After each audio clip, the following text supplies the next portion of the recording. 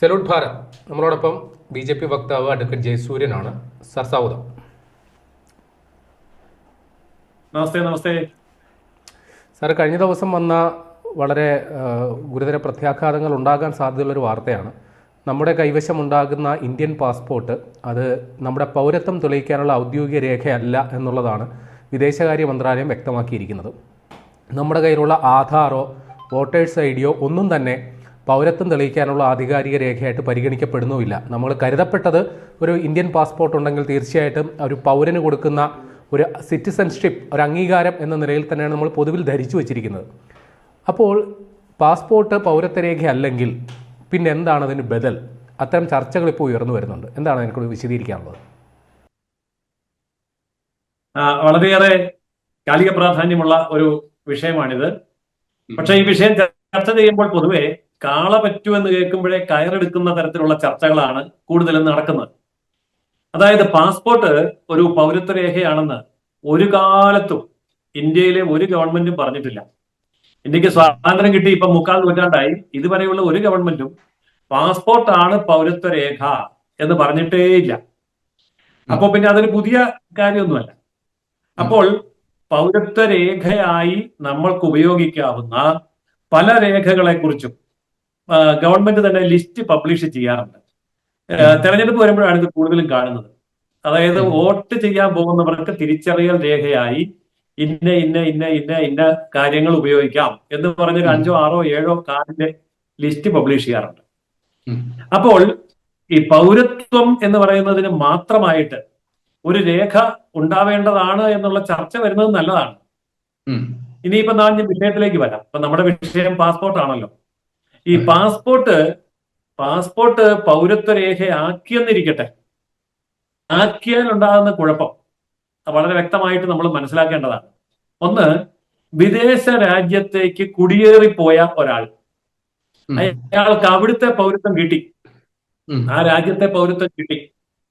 അപ്പോൾ ആ പൗരത്വം കിട്ടിക്കഴിയുമ്പോഴും അയാളുടെ കയ്യിൽ പാസ്പോർട്ട് ഉണ്ട് എന്നിരിക്കട്ടെ, ചിലപ്പോ അങ്ങനെ വരാമല്ലോ. അപ്പോൾ അയാള് വിദേശ പൗരനായിരിക്കെ തന്നെ ഇന്ത്യൻ പാസ്പോർട്ട് ഉണ്ട് എന്നതിന്റെ പേരിൽ ഇന്ത്യൻ പൗരനാണെന്ന് ക്ലെയിം ചെയ്താൽ അയാളെ നമുക്ക് ഇന്ത്യൻ പൗരനാക്കാൻ പറ്റില്ല. ഇപ്പോ രാജ്യത്ത് കുറ്റകൃത്യം ചെയ്തു ഒരാൾ രാജ്യം വിട്ടുപോയി, അയാളുടെ പാസ്പോർട്ട് ഉണ്ട്, അയാൾ വേറൊരു രാജ്യത്ത് അഭയം പ്രാപിച്ചു, എന്നിട്ട് ആ രാജ്യത്തെ പൗരത്വം സ്വീകരിച്ചു, അപ്പോഴും അയാളുടെ ഇന്ത്യൻ പാസ്പോർട്ട് ഉണ്ട് എന്ന പേരിൽ അയാളെ നമുക്ക് ഇന്ത്യൻ പൗരനായിട്ട് കണക്കാക്കാൻ പറ്റില്ല. ഇതുപോലെ നിരവധി, ഞാനിപ്പോ 1-2 ഉദാഹരണം പറഞ്ഞു തന്നേ ഉള്ളൂ, നിരവധി കാര്യങ്ങളുണ്ട്. അതായത് 2 രാജ്യങ്ങളിൽ പൗരത്വമുള്ള ആൾക്കാരുണ്ട്. അപ്പോ ഇന്ത്യൻ പൗരത്വമുണ്ട്, മറ്റു രാജ്യത്തെ പൗരത്വമുണ്ട്, അങ്ങനെയും ചിലർക്കുള്ള അവകാശങ്ങളുണ്ട്. ആ സമയത്തും ആത്യന്തികമായി പൗരത്വ രേഖയായി ഇത് ചെയ്യാൻ പറ്റില്ല. ഇപ്പോ വിദേശകാര്യമന്ത്രി ജയശങ്കർ പറഞ്ഞത് ആത്യന്തികമായിട്ടുള്ള അവസാനത്തെ പരമപ്രധാനമായിട്ടുള്ള പൗരത്വ രേഖയായി പാസ്പോർട്ടിനെ അംഗീകരിക്കാൻ പറ്റില്ല എന്ന് മാത്രമേ അദ്ദേഹം പറഞ്ഞുള്ളൂ. പൗരത്വ രേഖയായിട്ട് ഒരിക്കലും അംഗീകരിക്കില്ല എന്നല്ല, ആത്യന്തികമായി, അന്തിമമായി. അപ്പൊ നമുക്ക് ചോദിക്കാം, അങ്ങനെയാണെങ്കിൽ ആധാർ കാർഡ് അന്തിമമാണോ, റേഷൻ കാർഡ് അന്തിമമാണോ, ഡ്രൈവിംഗ് ലൈസൻസ് അന്തിമമാണോ എന്ന് ചോദിച്ചാൽ ഇതൊന്നും അന്തിമമല്ല. കാരണം വ്യാജ ആധാർ കാർഡുകൾ ഇഷ്ടം പോലെയുണ്ട്, വ്യാജ ഡ്രൈവിംഗ് ലൈസൻസുകളുണ്ട്, ഇതൊക്കെ ഉണ്ട്. മാത്രമല്ല, ഇപ്പൊ കഴിഞ്ഞ ദിവസം ഒരു ആളിന് 2, 3 സംസ്ഥാനങ്ങളിൽ തിരിച്ചറിയൽ കാർഡ് ഉണ്ട്. ഇതിൽ ഏതാണ് ആധികാരികം? ഇങ്ങനെയൊക്കെയുള്ള പ്രശ്നങ്ങളുണ്ട്. അപ്പോൾ ഈ പ്രശ്നങ്ങൾ ഉണ്ടാവാനുള്ള കാരണം എന്താ? നമ്മുടെ ജനസംഖ്യ. നമുക്ക് ഇപ്പൊ അമേരിക്ക, യൂറോപ്പ്, അതുപോലെ തന്നെ ഓസ്ട്രേലിയ, ഇത്രയും ഭൂഖണ്ഡങ്ങളിലെ മുഴുവൻ രാജ്യങ്ങളിലെ ജനസംഖ്യകൾ ഒന്നിച്ചു കൂട്ടിയാൽ പോലും ഇന്ത്യൻ ജനസംഖ്യയുടെ ഒപ്പം പോലും എത്തുകയില്ല. അത്രമാത്രം വലിയ ജനസംഖ്യയാണ് നമുക്ക്. അപ്പൊ നമ്മൾ ഈ കാര്യങ്ങളൊക്കെ താരതമ്യം ചെയ്യുന്നത് ഏത് രാജ്യത്തോടാണ്?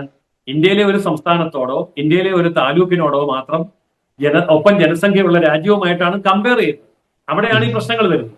അതുകൊണ്ട് തിരിച്ചറിയൽ രേഖയല്ല എന്നല്ല പറഞ്ഞത്, ആത്യന്തികമായ തിരിച്ചറിയൽ രേഖയല്ല എന്നുള്ളതാണ് വിദേശകാര്യമന്ത്രി വ്യക്തമാക്കിയത്. പക്ഷേ ഇവിടെ ഒരു പ്രശ്നമുണ്ടല്ലോ സാറേ. അതായത് എനിക്കിപ്പോൾ വോട്ട് ചെയ്യണമെങ്കിൽ എനിക്ക് ആധാർ കാർഡ് എനിക്കൊരു രേഖയാണ്, അല്ലെങ്കിൽ വണ്ടി ഓടിക്കണമെങ്കിൽ ഡ്രൈവിംഗ് ലൈസൻസ് എൻ്റെ ഒരു രേഖയാണ്, ബാങ്കിൽ പോകുന്നതിന് അവിടുത്തെ പാസ്ബുക്ക് എൻ്റെ ഒരു രേഖയാണ്. ഒരു പൗരത്വം തെളിയിക്കണമെങ്കിൽ ഞാൻ ഇനി എന്ത് രേഖയാണ് ഹാജരാക്കണം? അങ്ങനെ ഒരു രേഖ ഒരു സാങ്കല്പിക അവസ്ഥയിലാണ് വാസ്തവത്തിലുള്ളത്. ഇന്ത്യ പോലെയുള്ള ഇത്രയും വികസിതമായി മാറിക്കൊണ്ടിരിക്കുന്ന ഒരു രാജ്യത്ത് പൗരത്വം തെളിയിക്കാൻ ആധികാരികമായ രേഖ നിലവിലില്ല. എങ്കിൽ പിന്നെ അത് ഉണ്ടാകേണ്ട കാലം അതിക്രമിച്ചു കഴിഞ്ഞിട്ടില്ലേ? തീർച്ചയായിട്ടും ഇതൊരു നല്ല ചർച്ചാ വിഷയമാണ്. കാരണം രാജ്യം ഡെവലപ്പ് ചെയ്ത കാലത്ത് രാജ്യത്തിന് തുടക്കമിട്ട ആൾക്കാർ ഈ കാര്യം ചിന്തിക്കാത്തത് കൊണ്ടല്ല. കാരണം വളരെ സങ്കീർണമായ ഒരു വലിയ ജനസംഖ്യയും വെച്ചുകൊണ്ട് ഇതുപോലെയുള്ള വിഷയങ്ങളിൽ മുന്നോട്ട് പോകുമ്പോൾ 150 കോടിയോളം വരുന്ന ഒരു ജനവിഭാഗത്തിന് ആത്യന്തികമായ കുറ്റമറ്റ ഒരു തിരിച്ചറിയൽ കാർഡ് കൊടുക്കണമെങ്കിൽ വളരെയേറെ വലിയ പ്രോസസ്സിലൂടെ കടന്നു പോകണം.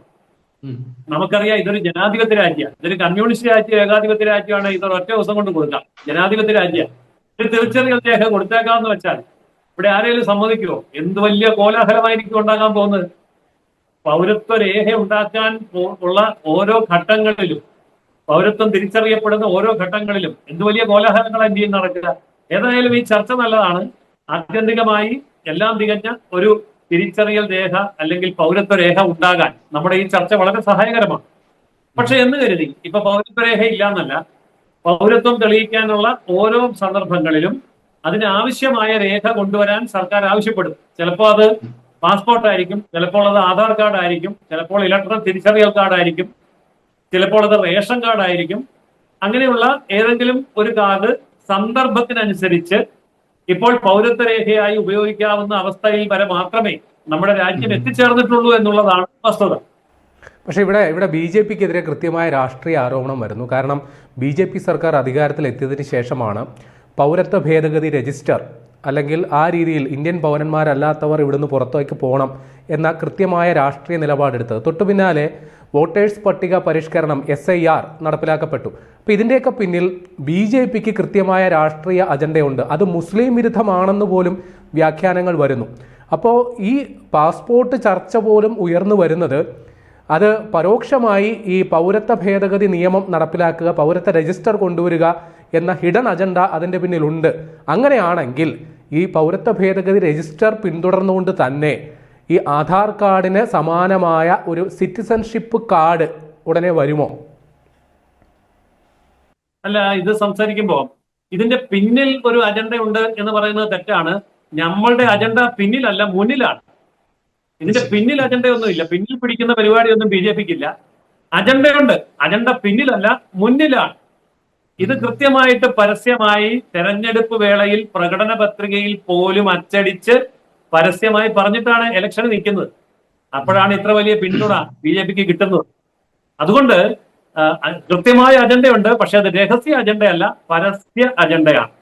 അതായത് ഇന്ത്യയില് തെറ്റായിട്ടുള്ള ആധാർ കാർഡ്, തെറ്റായിട്ടുള്ള വോട്ടർ ID കാർഡ്, തെറ്റായിട്ടുള്ള റേഷൻ കാർഡ് ഇതൊക്കെ അച്ചടിച്ചു കൊടുത്ത് അവരെ വോട്ട് ബാങ്കാക്കി ഉപയോഗിക്കുന്ന കോൺഗ്രസ്സുകാരും കമ്മ്യൂണിസ്റ്റുകാരും മറ്റു രാഷ്ട്രീയ പാർട്ടികളും നിലനിൽക്കുമ്പോൾ അത്തരം തട്ടിപ്പുകളെ പൊളിച്ചെടുക്കുക എന്നുള്ള അജണ്ട BJPയുടെ മുന്നിലുണ്ട്.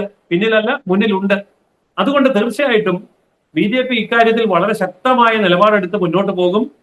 ആത്യന്തികമായിട്ടുള്ള ഒരു പൗരത്വ രേഖ സൃഷ്ടിക്കുന്നത് വരെ ഈ പരിഷ്കരണങ്ങൾ തുടരുകയും ചെയ്യും. ശരി സാർ, അപ്പോൾ ഇക്കാര്യത്തിൽ ഒരു ആശങ്ക കൂടി ഉന്നയിച്ച് നമുക്ക് ഈ ചർച്ച അവസാനിപ്പിക്കാം. ഇപ്പോൾ ഇന്ത്യയുടെ വിദേശകാര്യ മന്ത്രാലയം തന്നെ പറയുന്നു നമ്മുടെ പാസ്പോർട്ട് ഒരു ഔദ്യോഗിക സിറ്റിസൺഷിപ്പ് രേഖയല്ല എന്ന് പറയുന്നു. അങ്ങനെയെങ്കിൽ ഒരു സാമാന്യ യുക്തിയിൽ ഒരു സംശയം തോന്നുമല്ലോ, വിദേശ രാജ്യങ്ങളിൽ ഇന്ത്യൻ പാസ്പോർട്ടുമായിട്ട് കടന്നു ചെല്ലുന്നയാളുടെ പൗരത്വത്തെ സംബന്ധിച്ച് അവർ സംശയം ഉന്നയിച്ചാൽ അത് വലിയൊരു നിയമപ്രശ്നത്തിലേക്ക് വഴി തുറക്കില്ലേ? അതായത് ഇപ്പോൾ നമ്മൾ ഈ ചർച്ച ചെയ്യുന്ന വിഷയമുണ്ടല്ലോ, ഇത് കേരളത്തിൽ മാത്രമേ ഈ വിഷയമുള്ളൂ. വിദേശത്ത് വിഷയമില്ല. തമിഴ്നാട്ടിലോ കർണാടകത്തിലോ ഉത്തർപ്രദേശിലോ വിഷയമില്ല. അപ്പൊ ഇത് കേരളത്തിന്റെ ഒരു സ്വഭാവമാണ്. ഇന്ത്യ വിരുദ്ധമായി ചിന്തിക്കുക, കേന്ദ്ര ഗവൺമെന്റിന് വിരുദ്ധമായി ചിന്തിക്കുക എന്നുള്ള മലയാളിയുടെ ആ ഒരു മനോഭാവം കൊണ്ട് ചോദിക്കുന്ന, നാടൻ ഭാഷയിൽ പറഞ്ഞാൽ ഒരു കുരുട്ട് കൊനഷ്ട് ചോദ്യം മാത്രമാണിത്. എന്റെ ഉദ്ദേശം സംശയ ദൂരീകരണം മാത്രമാണ്. അല്ല, പൊതു മലയാളിയുടെ സ്വഭാവമാണ് ഞാൻ പറഞ്ഞത്. അതായത് വിദേശ രാജ്യത്ത് ഒരു രാജ്യത്തും ഇന്ത്യയുടെ പാസ്പോർട്ടിനെ സംബന്ധിച്ച് ഒരു സംശയം ആർക്കും ഇല്ല എന്ന് മാത്രമല്ല, ഇന്ത്യൻ പാസ്പോർട്ട് വളരെ ശക്തമായ ലോക പാസ്പോർട്ടുകളിൽ ഒന്നായിട്ട് ഉയരുകയും ചെയ്തിട്ടുണ്ട്. അതുകൊണ്ട് വിദേശികൾക്ക് പ്രശ്നമില്ല, ഇന്ത്യക്കകത്ത് മാത്രമേ സംശയമുള്ളൂ.